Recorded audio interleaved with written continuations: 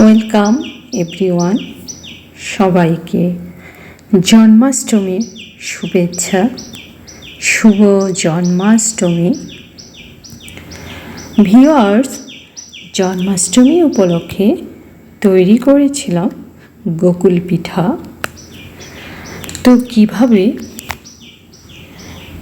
কম সময়ে এই গোকুল পিঠা তৈরি করেছি তাই এই ভিডিওতে শেয়ার করছি।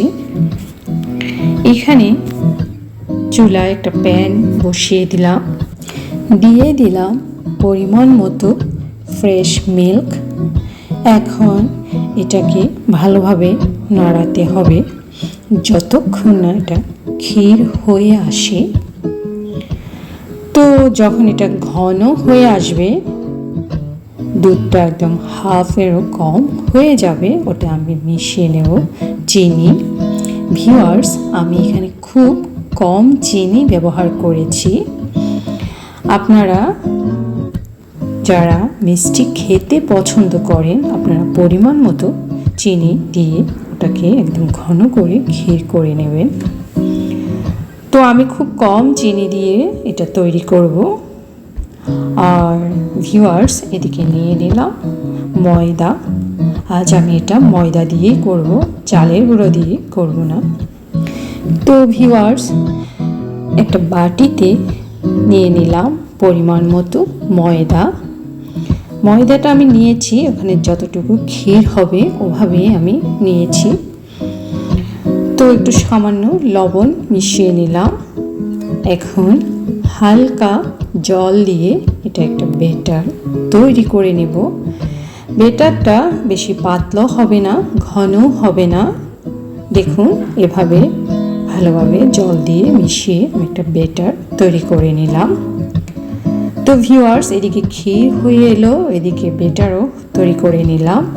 এখন চুলায় আরেকটা প্যানে তৈরি করে নেব চিনির শিরা। তো এখানে শিরাতেও আমি চিনি ব্যবহার করেছি, ব্রাউন সুগার, আর পরিমাণে কম।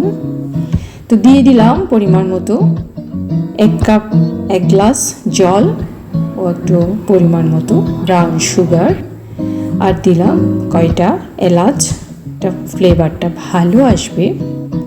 তো এই পর্যায়ে চিনির শিরাটা হয়ে এলে আমি চুলাটা অফ করে ঢাকনাটা দিয়ে রাখবো আর তৈরি করে নেব পিঠা। দেখুন, ক্ষীরটা দিয়ে এই ব্যাটার দিয়ে মিশিয়ে এখন আমি দিয়ে দেব চুলাতে। এদিকে এটা এখন পিঠাটা তেলে ভেজে নেব।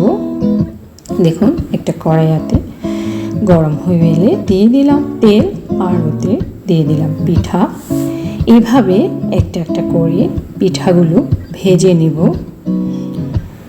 তো এখন ভাজা হয়ে গেলে ওগুলো চিনির শিরাতে দিয়ে দেব।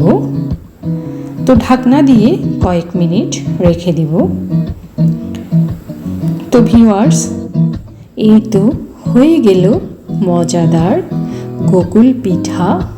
দেখুন, এই পর্যায়ে পিঠাগুলো চিনির শিরা থেকে নিয়ে আমি নিয়ে যাব পুজোর জন্য। একটু পরে পুজো শুরু করব।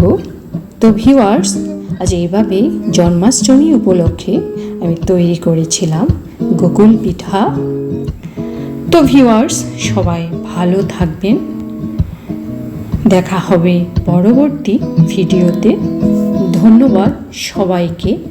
আবারও জন্মাষ্টমীর শুভেচ্ছা।